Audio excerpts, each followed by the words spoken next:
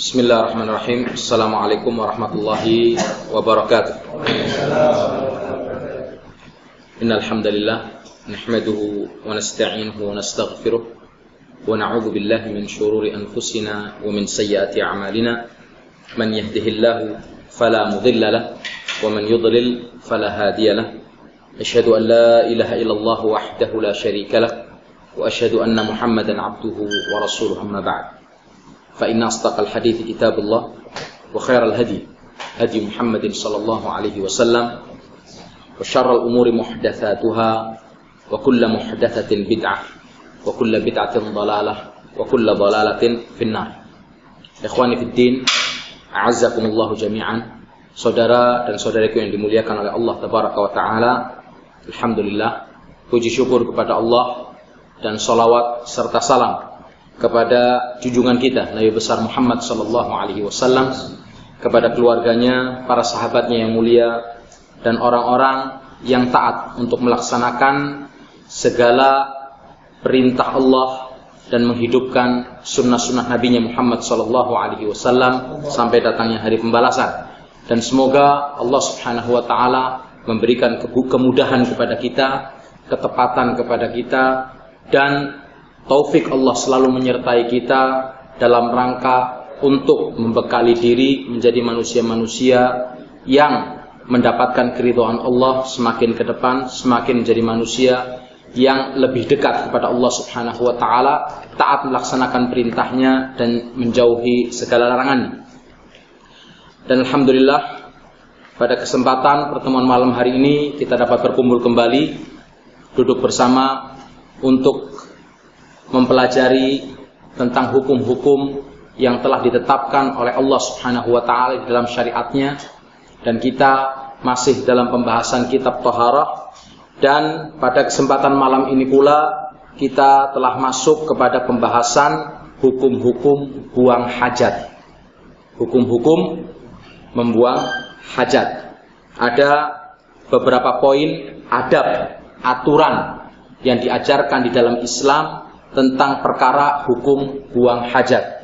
Dan subhanallah, merupakan keindahan dalam agama kita, di mana agama ini mengatur segala sesuatu yang berhubungan dengan hamba Allah Subhanahu wa taala, mengatur dari mulai tidur sampai dia bangun, sampai bermuamalah, masuk ke rumahnya, keluar ke rumahnya, berhubungan, berinteraksi dengan keluarganya ataupun masyarakat di luar, sampai perkara buang hajat pun di dalam Islam diajarkan tentang adab-adabnya, yang insya Allah akan kita pelajari bersama.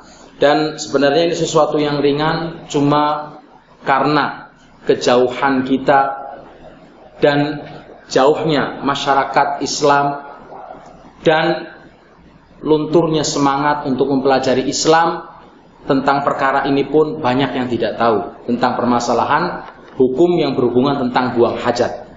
Dan di sini ada perkara-perkara yang harus kita ketahui, diantaranya hal-hal yang diwajibkan di saat seseorang buang hajat, yang mana hal-hal tersebut diantaranya adalah menutup aurat agar tidak terlihat oleh orang lain. Ini jelas, karena tidak ada orang buang hajat kecuali secara fitrah pun dia tidak mau terlihat oleh orang lain dan akan menutup auratnya.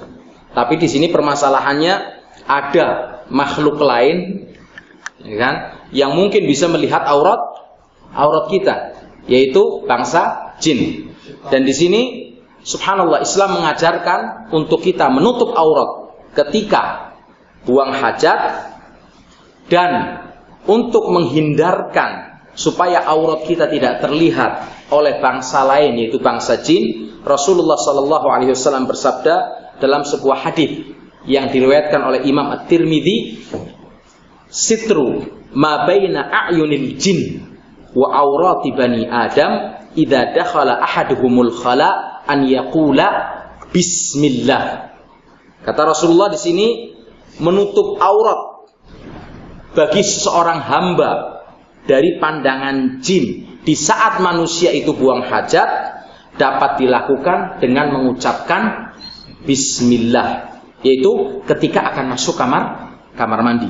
Nanti ada doa tambahan juga yang akan kita pelajari bersama, dan insya Allah mudah-mudahan sebagian dari kita sudah hafal semua tentang doa masuk ke dalam kamar mandi atau ke WC atau ketika buang hajat. Tapi awal mula ketika kita masuk ke dalam kamar mandi, yang akan menjadi penutup aurat kita dari pandangan jin adalah dengan mengucapkan bismillah. Jadi ini sesuatu yang maknawi. Kalau dari pandangan manusia jelas. Kalau di tempat yang luas, kita mencari tempat yang kira-kira jauh dari manusia dan terhindar dari pandangan manusia. Kalau di rumah-rumah kita jelas ada kamar mandi. Tapi di sini permasalahannya kita menghadapi makhluk yang memang mereka bisa melihat kita dan kita tidak bisa melihat mereka. Nah, di sini kita bersandar kepada perlindungan Allah Subhanahu wa taala sebagai hamba-hamba yang beriman, sebagai orang-orang mukmin. Makanya diajarkan ketika kita masuk kamar mandi, Rasulullah mengatakan ucapkan bismillah, karena itu adalah merupakan penghalang bagi pandangan jin untuk melihat aurat kita. Kemudian yang kedua, berupaya agar tidak terkena najis dan kotoran. Dan apabila terkena najis dan kotoran, jelas segera mencucinya. Mungkin bisa jadi kita masuk kamar mandi tidak untuk mandi besar, akan tetapi hanya sekedar untuk buang air kecil, ya kan? Atau untuk sekedar buang air besar. Di sini pun kita menjaga supaya kotoran ataupun najis tidak terkena pakaian kita. Makanya kenapa kalau kita mau lihat nanti Rasulullah SAW kalau di rumahnya itu lebih sering untuk buang hajat, khususnya buang air kecil dengan duduk daripada buang air kecil dengan berdiri. Makanya nanti akan ada pembahasannya tentang permasalahan buang air kecil, kencing dengan berdiri, dengan permasalahan buang air kecil dengan duduk, diperbolehkan atau tidak, nanti akan kita bahas. Dan kalau terkena najis, maka segera kita mencucinya, ya kan? Dan dijelaskan dalam sebuah hadis, yang hadis ini diriwayatkan oleh Imam Abi Dawud rahimahullah. Rasulullah sallallahu alaihi wasallam pernah suatu saat berjalan melewati sebuah kuburan, lalu beliau bersabda dan mengatakan, innahuma yu'adzabani wa ma yu'adzabani fi kabirin. Sesungguhnya kedua penghuni kubur ini sedang disiksa. Sesungguhnya kedua penghuni kubur ini sedang disiksa. Dari mana Rasulullah tahu? Jelas wahyu dari Allah Subhanahu wa taala. Karena pada asalnya kita tidak bisa melihat. Manusia tidak bisa melihat apakah orang yang ada dalam kuburan ini sedang diazab atau tidak. Makanya dalam sebuah riwayat disebutkan Rasulullah mengambil pelepah korma yang masih kering kemudian ditancapkan. Cuma permasalahannya di Indonesia nggak ada pohon korma. Akhirnya ngambilnya pelepah pisang sebagai gantinya untuk ditancapkan ke dalam kuburan. Ini permasalahan khusus bagi Rasulullah SAW yang memang diberitahu oleh Allah dan diberitakan kepada beliau sebagai bukti kebenaran kerasulannya, dan kedua sebagai pelajaran bagi umatnya tentang perkara yang akan menimpa orang di kuburan dan sebab datangnya azab kubur. Di antaranya dijelaskan dalam hadis ini, sesungguhnya dua orang tersebut diazab, dan sesungguhnya kedua orang tersebut diazab bukan dengan perbuatan yang besar sebenarnya, tapi pada hakikatnya perbuatan tersebut adalah perbuatan yang besar. Tapi banyak orang menganggap sepele. Mau kencing, pojok situ aja. Menganggap sepele. Padahal ini adalah perkara yang besar. Amma hadza, kata Rasulullah SAW, salah satunya disiksa Disebabkan karena apa? Amma hadza fakana la yastanzihu min baulin. Bahwasanya salah seorang di antaranya ya kan tidak membersihkan dirinya dari najis setelah dia kencing. Tidak membersihkan dari najis setelah dia kencing. Asar buang air kecil, ya kan? Kemudian sudah selesai. Tidak membersihkan diri. Kalau tidak ada air yang mengambil batu tiga dibersihkan. Ini enggak. Lah. Terus bagaimana dia nanti sholat? Karena tadi ketika buang air kecil masih ada sisa, ya kan airnya yang najis. Kadang risih sama buang air besar aja, ya kan? Tapi kalau sama buang air kecil, paling air tidak. Ini adalah merupakan sebuah perbuatan dosa besar. Tapi banyak orang menyepelekannya. Plus lagi buang airnya di tempat berkumpulnya manusia, sehingga menyebabkan bau dan mengganggu saudara kita sesama muslim. Walaupun mungkin tempatnya tempat orang non muslim misalnya, tapi tetap tidak diperkenankan kita mengganggu. Kita diajarkan adab di dalam Islam. Sedangkan kita di dalam kamar mandi pun kita diajarkan adab-adab. Dalam buang hajat, apalagi kita buang hajat di tempat, ya kan, keramaian, tempat umum atau tempat berkumpulnya manusia yang menyebabkan mengganggu orang lain dengan baunya yang tidak enak. Kemudian beristinjat atau beristijmar seperti disebutkan ya kan oleh Anas bin Malik, dia berkata Rasulullah Shallallahu Alaihi Wasallam pada suatu saat yadkhulul khala, pernah masuk ke dalam kamar mandi. Fa'ahmilu ana wa ghulam nahwa idawatan min ma wa anazatan fayastanji bil ma. Rasulullah ketika itu ya kan buang air besar di kamar mandi, lalu ketika itu aku membawakan air, kata Anas bin Malik. Dan setelah itu beliau pun beristinja, membersihkan diri dari najis dengan air tersebut. Karena yang paling utama adalah seseorang melakukan istinja. Kalau istinja itu artinya apa? Membersihkan diri dari kotoran dan najis dengan air. Ini paling sempurna. Nanti ada juga namanya istijmar, yaitu sebagai ganti air. Kalau tidak ada, yaitu dengan batu yang paling sedikit tiga batu. Ini suatu yang wajib yang harus dilakukan oleh setiap muslim, membersihkan diri dari kotoran dan najis sampai bersih. Kemudian hal-hal yang dilarang dilakukan saat kita buang hajat. Yang pertama adalah menghadap atau membelakangi kiblat. Kita sekarang sudah dalam keadaan membuang hajat. Di antara adabnya adalah apa?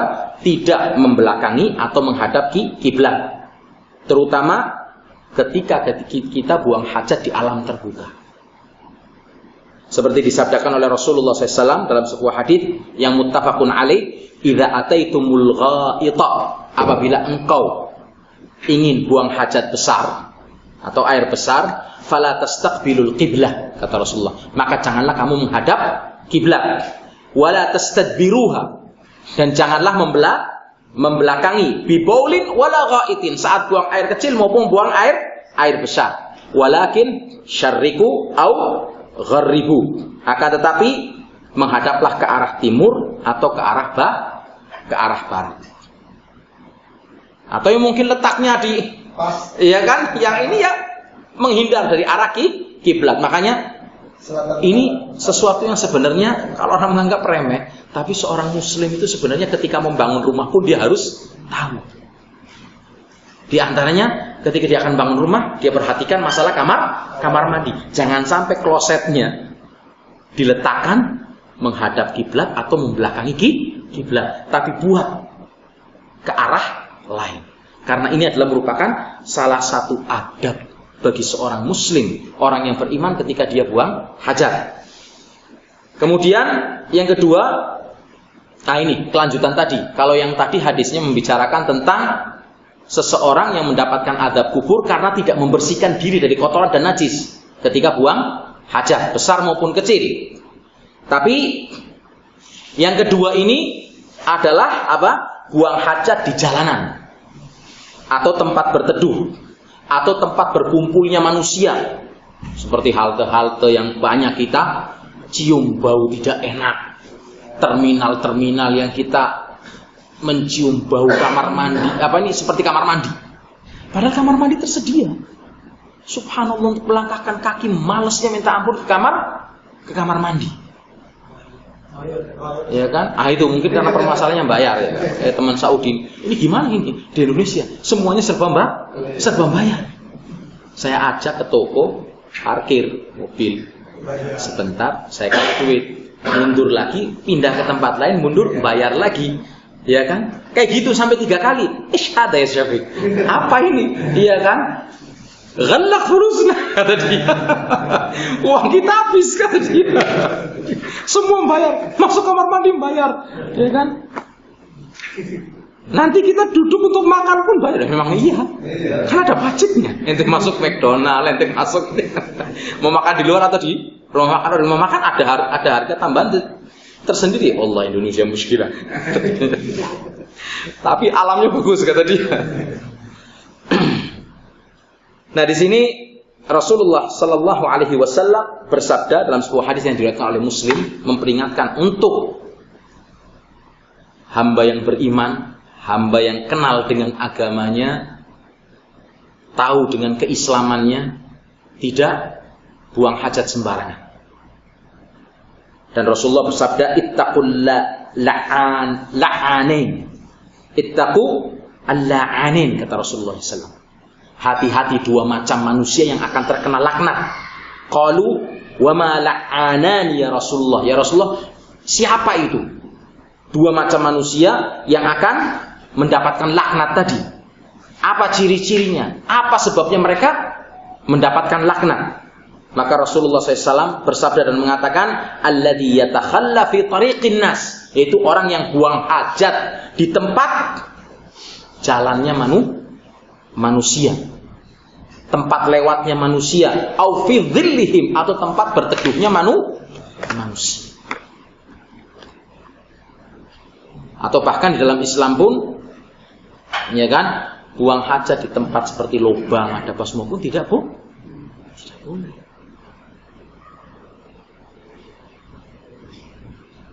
Tapi cari tempat yang aman dari pandangan manusia, bukan tempat berteduhnya manusia, berkumpulnya manusia. Atau kalau nggak ada, ambil botol aqua, ya kan, tutup, habis itu buang di tempat sampah, jangan ditaruh di pinggir jalan. Seperti ini. Kemudian yang ketiga, buang air di air yang tenang, tidak mengalir, di genangan air. Seperti tempat air jelasnya yang digunakan untuk mandi. Nah, ini diantaranya biasanya banyak orang yang asal buang sembarangan ketika sedang berenang. Males, padahal kamar mandinya dekat, tinggal naik kamar mandi baliklah lagi. Enggak, airnya banyak, ini sekalian kencing di situ. Khususnya dulu anak-anak. Kita dulu pernah jadi anak-anak, ya kan? Ketika berenang di kolam renang, malas kita. Kenapa? Karena dari kecil kita tidak ditanamkan, tidak diberi pengertian. Ini termasuk sebagai air yang menggenang. Yang akan berenang di sini, akan masuk kolam sini, ini bukan kamu saja. Memang betul dikasih obat. Nah, tapi kalau setiap orang yang datang kencing di situ semua, mau sebanyak apapun air akan berubah. Dan ini masuk dalam kategori air yang tergenang. Apalagi air ini akan dimanfaatkan untuk manusia. Untuk olahraga kan bermanfaat juga. Nah, kemudian kita kencing hanya karena airnya banyak, nggak akan terpengaruhi, tidak. Apalagi jelas seperti kolam-kolam kalau yang di masjid-masjid desa itu, kan, yang masih tempat wudhunya dalam bentuk kolam, atau kamar mandi jelas tempat tergenangnya air, atau mungkin ada seperti tempat-tempat penampungan hujan, terus kita kencing di situ, ini tidak diperbolehkan. Di tempat air yang menggenang. Berdasarkan sabda Rasulullah SAW dalam sebuah hadis yang diriwayatkan secara muttafaqun alaih, la yabulanna ahadukum fil ma'id daim, kata Rasulullah. Janganlah sekali-kali salah seorang di antara kalian buang air di tempat yang tergenang, air menggenang. Tsumma yaghtasilu minhu. Kemudian setelah itu mandi di tempat tersebut. Tidak diperbolehkan. Ini di antara adabnya. Kemudian yang keempat, masuk ke dalam toilet sambil membawa mushaf. Ini jelas karena mengandung unsur penghinaan kepada ayat-ayat Allah. Tidak boleh dibawa masuk ke tempat kamar mandi. Dan di sini dijelaskan hukum kencing di air yang tenang.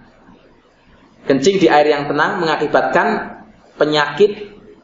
Di sini disebutkan skistosoma. Skistosoma yang dipicu oleh virus yang berasal dari jenis cacing yang disebut sebagai pemecah berdarah bagi fisik. Ya kan, seperti dijelaskan dalam metode pengobatan Nabi dalam tinjauan ilmu pengetahuan modern karangan Ghayath Al-Ahmad. Ini diantara hikmah yang dibukakan oleh Allah ilhamnya kepada manusia. Kenapa dilarang untuk kencing di tempat air yang tenang?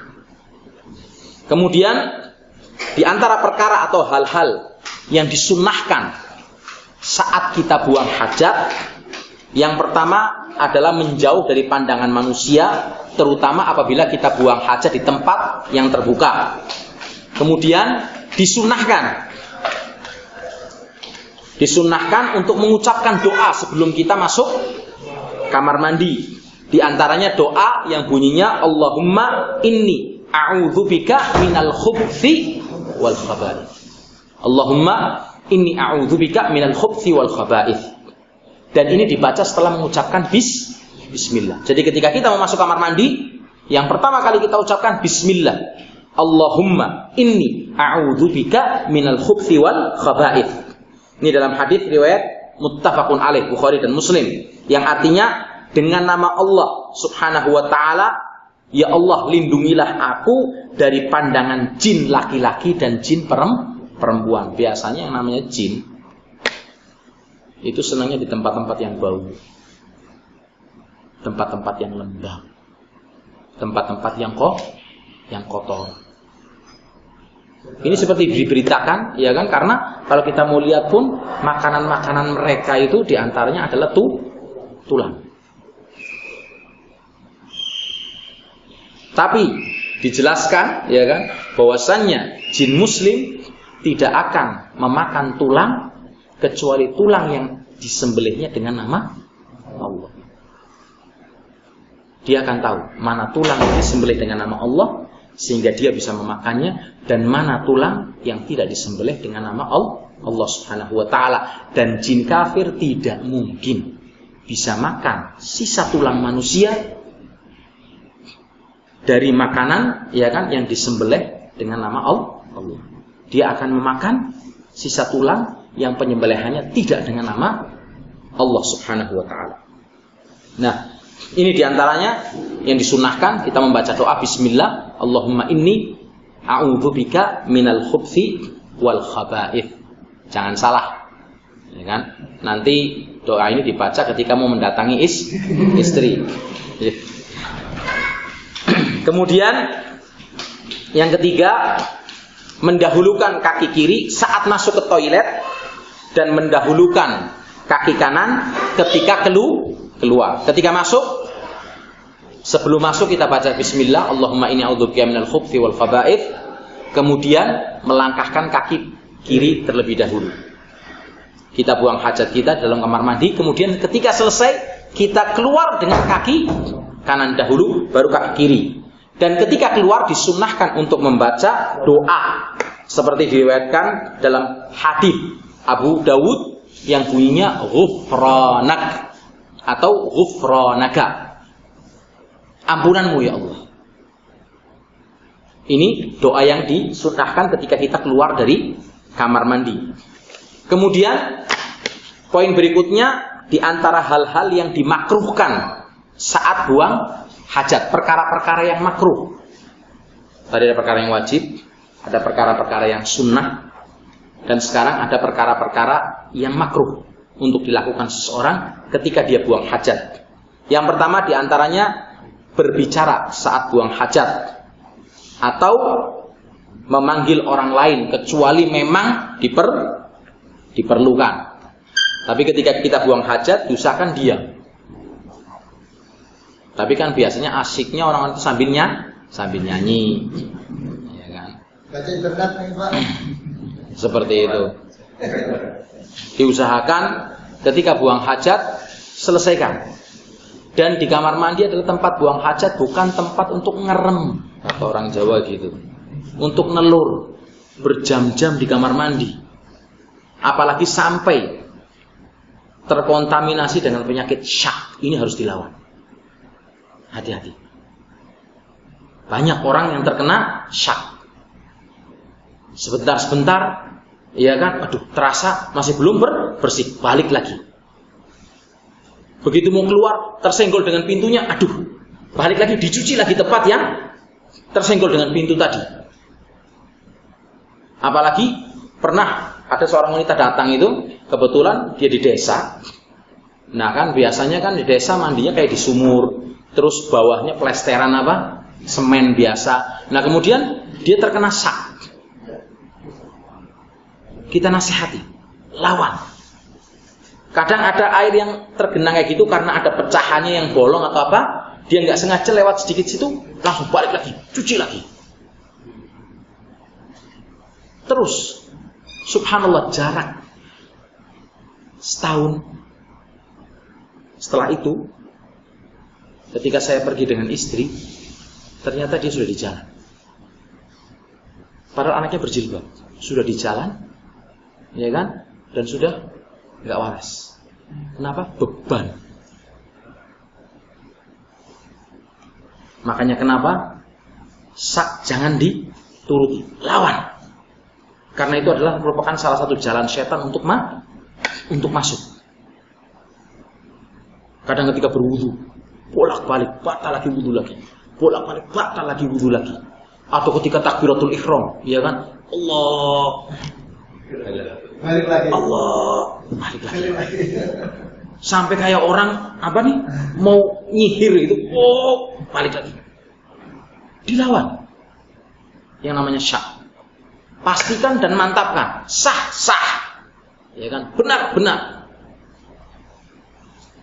Dan harus yakin.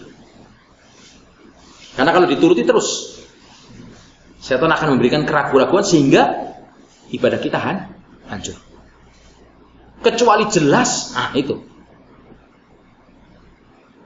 Makanya kamu jangan batalkan sholat kata Rasulullah kecuali tercium baunya atau terdengar suaranya. Jelas.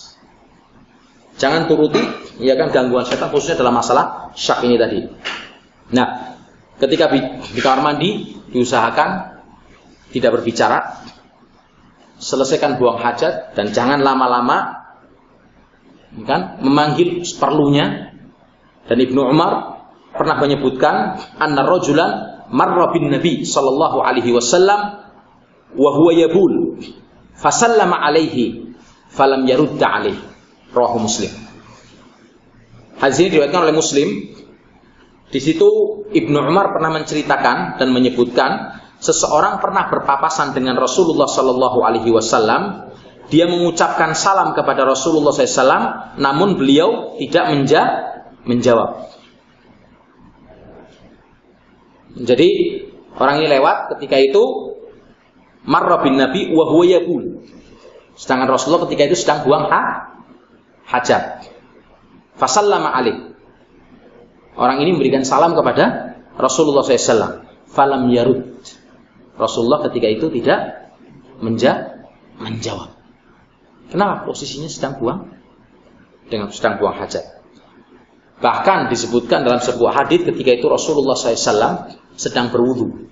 Ada sahabatnya yang lain mengucapkan salam. Maka Rasul tidak menjawab. Begitu selesai, baru Rasulullah mengatakan wa'alaikumussalam. tidak ada yang menghalangiku untuk menjawab salammu kecuali kenapa? Aku tidak mau terputus menyelesaikan urusan bersuciku. Kemudian yang kedua, membawa tulisan-tulisan yang mengandung zikir ke dalam toilet. Ya kan? Kecuali kalau memang mentok, ya kan, tidak memungkinkan dan takut benda tersebut dicuri. Mungkin banyak orang sering tanya tentang permasalahan 1 real mata uang Saudi yang di situ tertulis la ilaha illallah, tapi tertulisnya hanya dalam duit 1 real tadi. Nah, kalau dompetnya mau taruh di luar dulu, kita masuk kamar mandi kan nggak memungkinkan. Nah, ini kesalahannya, harusnya pemerintahnya yang menghapus seperti itu. Nah, maka kalau memang karena terpaksa dan tidak memungkinkan, artinya mungkin kalau misalnya ada anak kita atau ada istri kita, bisa kita keluarkan dan kita titipkan kepada dia. Kemudian kita masuk ke dalam kamar mandi. Dan Rasulullah SAW disebutkan dalam sebuah hadis yang diriwayatkan oleh Imam Bukhari, ya kan, setiap masuk ke toilet senantiasa melepas cincin. Kenapa? Karena di situ ada tulisan zikir. Dan umumnya biasanya di zaman dahulu itu stempel itu ada pada cincin. Di antaranya Rasulullah, para sahabatnya itu seperti Abu Bakar, Utsman dan yang lainnya itu biasanya mereka sebagai kepala negara itu stempelnya ada di cincinnya. Kalau sekarang sih sudah maju ya kan, kita punya stempel. Tapi dulu orang pakai stempel biasanya di cincin untuk menempel surat-surat ada apa semua. Makanya kenapa ketika masuk kamar mandi dilepas? Karena ada di zikir di situ. Kemudian yang keempat, yang ketiga, memegang alat kelamin dengan tangan kanan. Bukan nggak boleh, tapi makruh. Kalaupun kita memegang buang hajat, ya kan, mau buang hajat, ya kan, dan harus dipegangi. Kalau nggak dipegangi nanti kemana-mana, maka pegang dengan tangan kiri. Dan bersihkan pula dengan tangan kiri. Khususnya memegang alat kelamin, ya kan, dengan tangan kanan ini makruh. Atau beristinja dan beristijmar dengan tangan kanan, ini juga dimakruhkan. Rasulullah SAW bersabda, ya kan, la yumsikanna ahadukum dzakarahu biyaminihi wa huwa yabul. Kata Rasulullah, janganlah seorang menyentuh kemaluannya dengan tangan kanannya di saat dia kencing. Wala yatamassah minal khala biyaminihi, dan jangan pula ia mencucinya dengan tangan kanan, tapi cucilah dengan tangan kiri. Kemudian yang keempat, jelas buang hajat di tempat umum. Kemudian tentang permasalahan hukum kencing berdiri. Tentang permasalahan hukum kencing berdiri. Hukum kencing berdiri ini Rasulullah Sallallahu Alaihi Wasallam, ya kan, melarang kencing berdiri. Namun jika ia merasa aman dari percikan air kencingnya, maka dibolehkan. Karena ada 2 hadis. Sebenarnya ada banyak hadis, ya kan. Di antaranya hadis Aisyah. Yang hadis Aisyah ini berbicara, ya kan, dan bahkan sangat keras sekali, yang melihat Rasulullah Sallallahu Alaihi Wasallam pernah kencing berdiri, maka dia pembohong. Tapi dijelaskan dalam hadis lain yang diriwayatkan oleh Muslim, yang mana hadis ini dibawa oleh sahabat Hudzaifah. Ketika itu Hudzaifah menceritakan, ata Rasulullah Sallallahu Alaihi Wasallam sabatata qaumin fabala qa'iman. Diceritakan dalam hadis Hudzaifah ini, Rasulullah SAW pernah mendatangi Sabatah, ya kan, sebuah tempat, kan, lalu beliau ini kencing berdiri. Sabatah sebuah tempat yang agak jauh, dan di situ adalah tempat pembuangan kotoran. Nah, ketika itu Rasulullah kencing berdiri. Loh, bagaimana? Aisyah mengatakan, yang melihat Rasulullah atau mengatakan Rasulullah kencing berdiri maka dia pembohong. Sedangkan di sini dijelaskan Hudzaifah langsung melihat Rasulullah kencing berdiri. Makanya para ulama menjelaskan, ya kan, dan mengeluarkan sebuah keputusan hukum.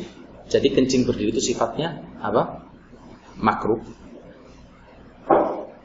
Dan lebih dianjurkan untuk kencing secara duduk, tapi apabila seseorang yakin dan bisa menjaga tidak terkena percikan najis, nggak apa-apa kencing berdiri. Dan Aisyah mengatakan dengan perkataan yang tegas seperti itu, karena memang apa yang dilihat oleh Aisyah adalah kegiatan Rasulullah di sekitar rumah beliau ketika bersama dengan Aisyah.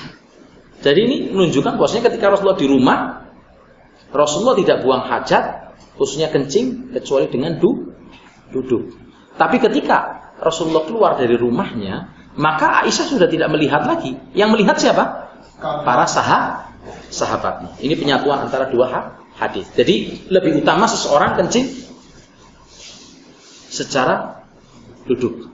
Tapi apabila memungkinkan bagi dia kencing berdiri dan terjaga dari percikan najis, maka tidak apa-apa kencing dengan berdiri. Ibnu Munzir berkata, saya lebih menyukai kencing duduk, dan kencing berdiri tetap hukumnya mubah. Ya kan? Seperti dijelaskan dalam riwayat yang muttafaqun alaih. Kemudian al-istinja atau al-istijmar. Al-istinja dan al-istijmar. Sedikit kita lebih mendalami tentang makna al-istinja dan apa itu makna al-istijmar. Al-istinja membersihkan najis di bagian kubul atau dubur dengan menggunakan air. Kubul artinya bagian depan, yaitu kemaluan. Dubur artinya bagian belakang, yaitu tempat buang hajat besar. Ini dinamakan istinja. Dan yang kita gunakan alat sebagai pembersihnya adalah air, karena ini paling sempurna. Adapun istijmar adalah membersihkan najis di bagian kubul atau dubur dengan menggunakan batu atau sejenisnya yang bisa menyerap. Dan kalau batu paling sedikit 3, lebih nggak apa-apa. Hukum istinja dan istijmar. Istinja merupakan salah satu perintah yang telah ditetapkan oleh Allah Tabaraka wa Ta'ala sebagaimana disebutkan dalam hadis yang diriwayatkan oleh Anas bin Malik. Dia mengatakan, kana Rasulullah sallallahu alaihi wasallam yadkhulul khala. Dahulu Rasulullah SAW masuk kamar mandi, fa ahmilu ana wa ghulam nahwa idawatan min ma wa anazah fayastanji bil ma. Kata Anas bin Malik, Rasulullah SAW pernah masuk ke kamar kecil untuk buang air besar. Lalu aku membawakan, ya kan, kepada beliau seember air atau satu gayung air, dan beliau pun beristinja dengan menggunakan air tersebut. Dan ini paling sempurna. Kemudian diperbolehkan juga dengan istijmar, tapi dengan 2 syarat. Yang pertama, najis yang keluar tidak melewati batas kebiasaan atau tidak menyebar. Tapi kalau najisnya menyebar, ini bermasalah. Kenapa? Karena sulit kan, mau dibersihin batu satu-satu kayak gini, kanan, kiri, depan, belakang. Ini harus dengan air. Makanya jangan terlalu semangat, ya kan? Slow aja, ya kan? Yang tenang, gitu, biar nggak nyebar. Kemudian hendaknya istijmar dilakukan sebanyak 3 kali usapan atau lebih, agar najis yang keluar betul-betul telah suci. Apa hikmah disyariatkannya istinja dan istijmar? Yang pertama, mensucikan diri dengan menghilangkan najis dari badan. Ini jelas, menjaga kebersihan sehingga terhindar dari segala sebab timbulnya penyakit. Dan Islam adalah agama kebersihan. Karena kita tiap hari mencuci bagian tangan kita atau kaki kita sebanyak 5 kali. Jangankan kepala, kaki kita cuci setiap hari berapa? 5 kali ketika kita berwudu. Ya kan? Dan berapa pelajaran penting di sini? Tidak diharuskan beristinja jika keluar buang angin atau kentut. Kecuali kalau kentutnya ada bawaannya, ini yang bermasalah, ya kan? Ya kan? Nah, ini yang jelas harus mensucikan diri. Tapi kalau sekedar kentut biasa, walaupun baunya bagaimana, tetap tidak diharuskan untuk kita beristinja. Dan istinja kedudukannya lebih baik dari istijmar karena hasil istinja lebih bersih dan lebih suci. Kemudian syarat-syarat benda yang digunakan untuk beristijmar. Syarat-syarat benda yang digunakan untuk beristijmar, di antaranya pertama, benda tersebut harus bersih dan tidak tercampur dengan najis. Seperti ketika dijelaskan dalam hadis pada pertemuan yang lalu, pernah Ibnu Mas'ud mengambilkan 2 batu untuk Rasulullah SAW beristijmar ketika itu, dan ketika itu mencari yang ketiga nggak dapat kecuali kotoran keledai yang sudah kering, keledai kampung. Yang keledai kampung ini hukumnya haram untuk dimakan, haram untuk disembelih, jelas, apalagi dimakan. Maka ketika itu Rasulullah mengambil 2 batu dan membuang kotoran keledai tadi. Kemudian yang kedua, benda tersebut dihalalkan untuk digunakan sebagai beristijmar, seperti batu tadi. Benda tersebut dapat membersihkan tempat yang terkena najis. Yang keempat, benda tersebut bukan tulang, bukan pula kotoran binatang yang telah kering. Salman Al-Farisi pernah berkata, Rasulullah sallallahu alaihi wasallam disebutkan, laqad nahana Rasulullah sallallahu alaihi wasallam an nastaqbilul qiblata li ghaitin.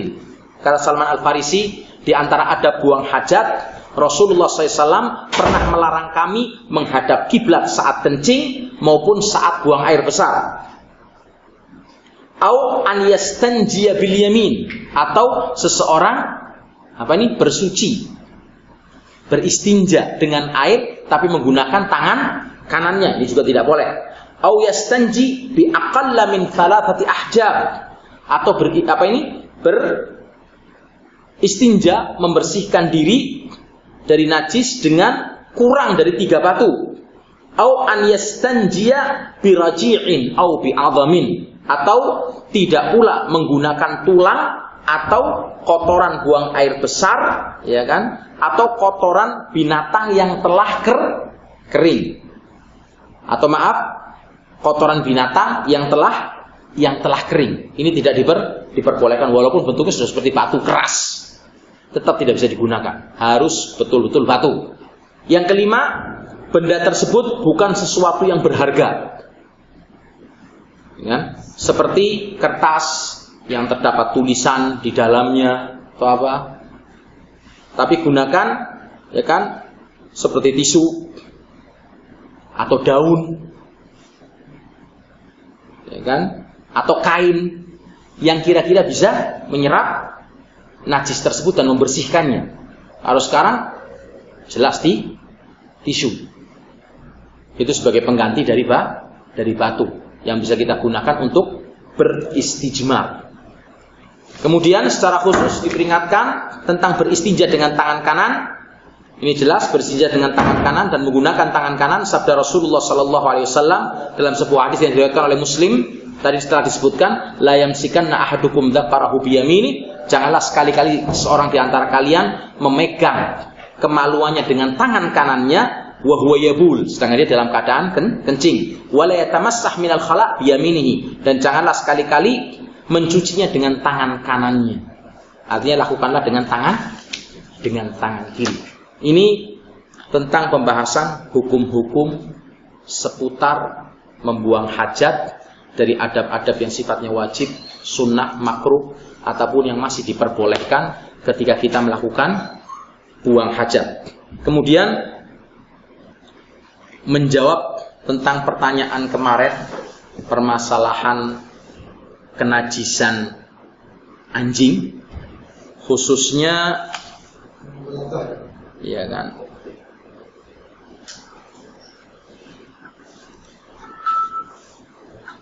apabila anjing tersebut menjilat bejana.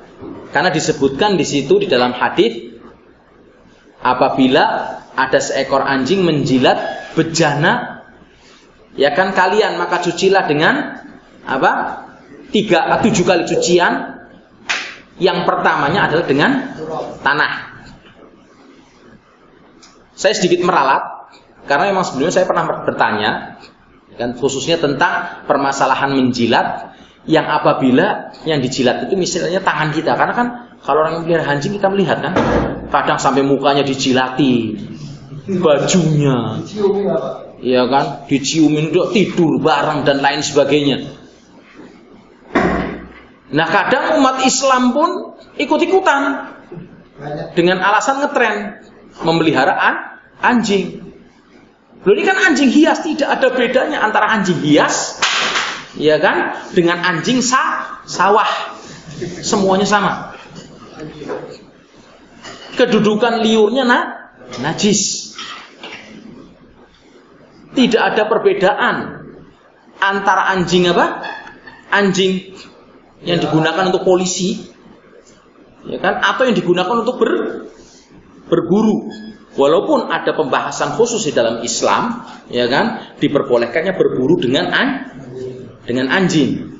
Otomatis kan anjing itu ngejar buruannya kemudian menggigit. Tapi anjing berburu jelas, ketika dia menggigit, dia akan menggigit hanya untuk mematahkan, tapi si buruannya belum mati. Tapi kalau sampai dibunuh dengan anjingnya ini yang bermasalah. Tapi kadang dipegang aja, dilumpuhkan masih belum mati, kemudian dikejar, dapat, nah bisa kita sembelih ketika itu. Dan kalau daging mau dicuci dengan tanah dulu dagingnya, kemudian baru dengan 7 air, kan rusak daging. Nggak mungkin kan? Makanya saya mungkin meralat dengan pertanyaan karena saya pernah tanyakan sebelumnya, kan? Maksudnya ada yang mengatakan khusus di sini bagi bejana saja. Selain bejana ketika baju, kemudian tangan atau kulit, ya cukup dibersihkan biasa. Seperti itu. Tapi kemarin saya sempat membaca lagi, kembali lagi merujuk.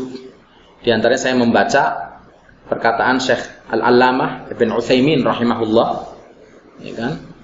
Yang dipermasalahkan di sini sebenarnya menjilatnya.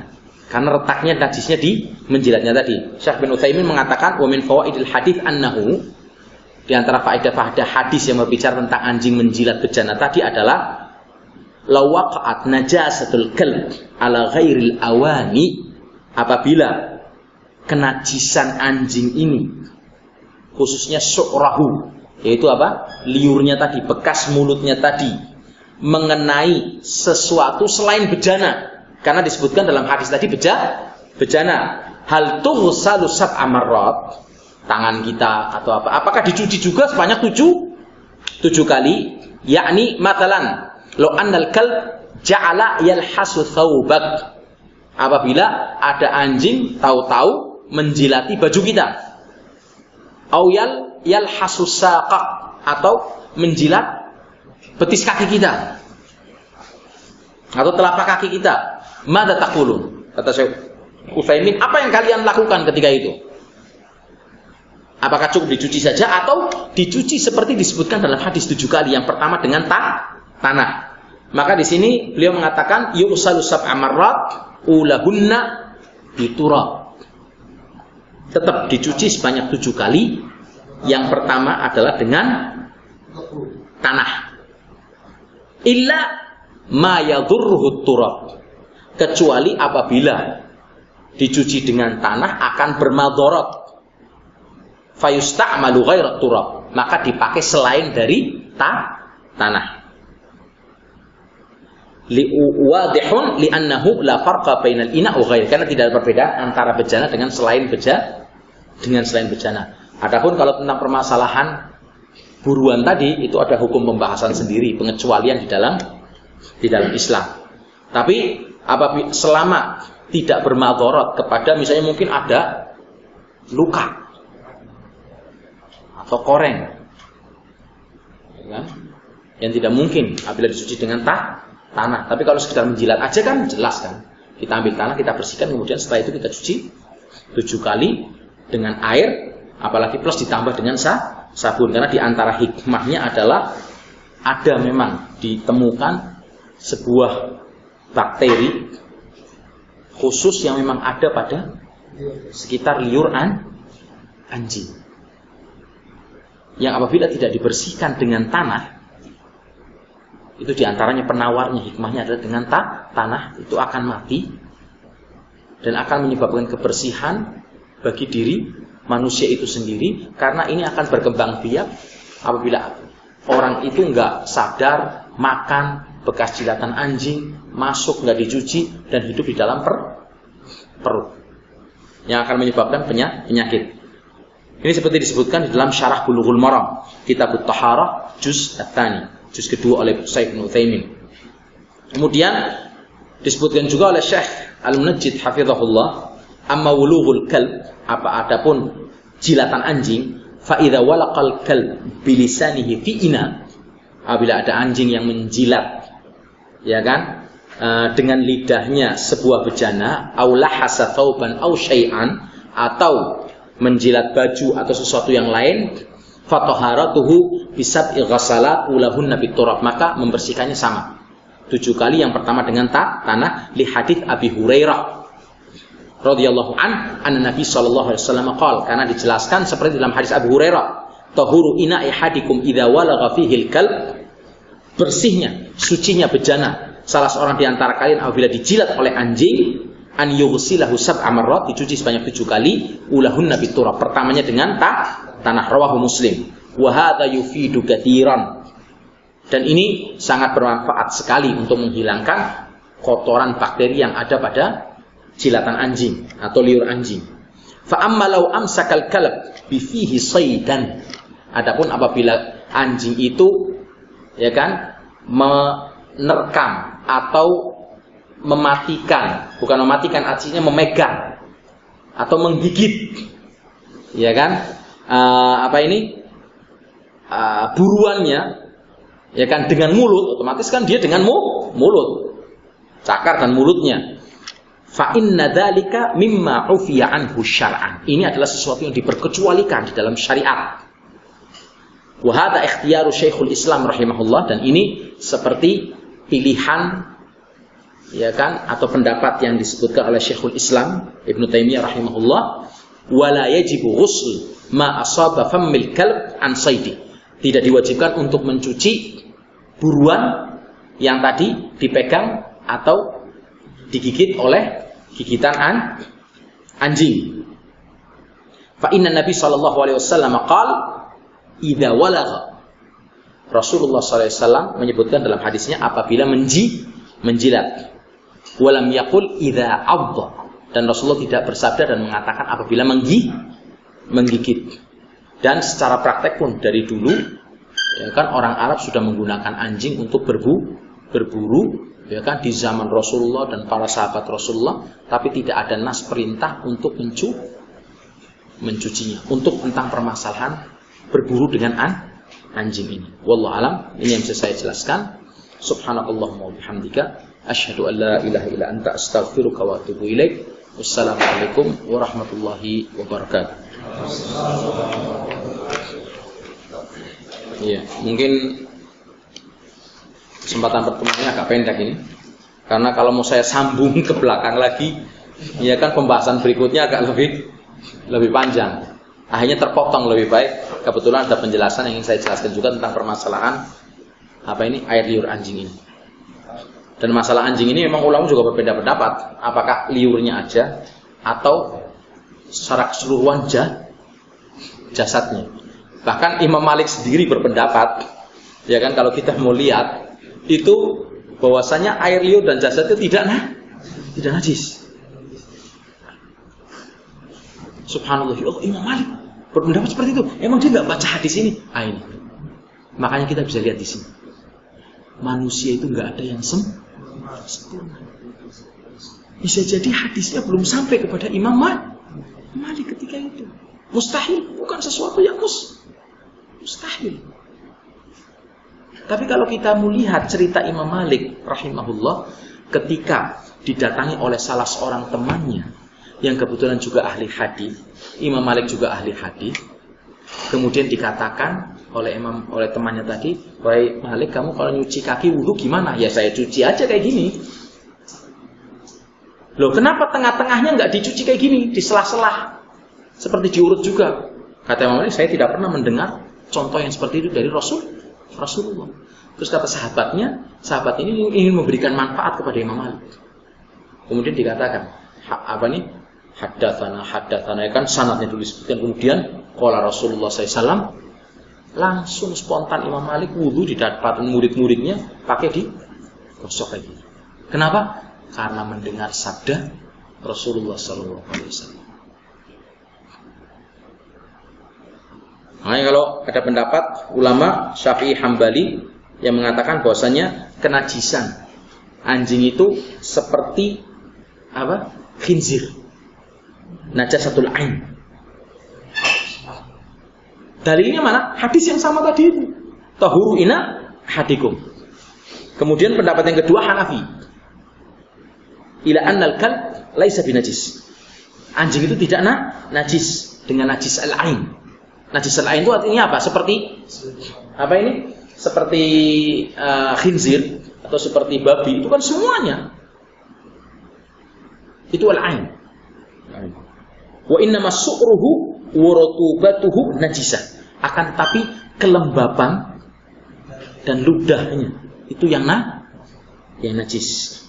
Karena hadisnya berbicara tentang ludah apabila menjilat. Jadi hadis ini pemahamannya dibawa tentang permasalahan ludah dan lembab yang ada di sekitar mulut dan hidungnya.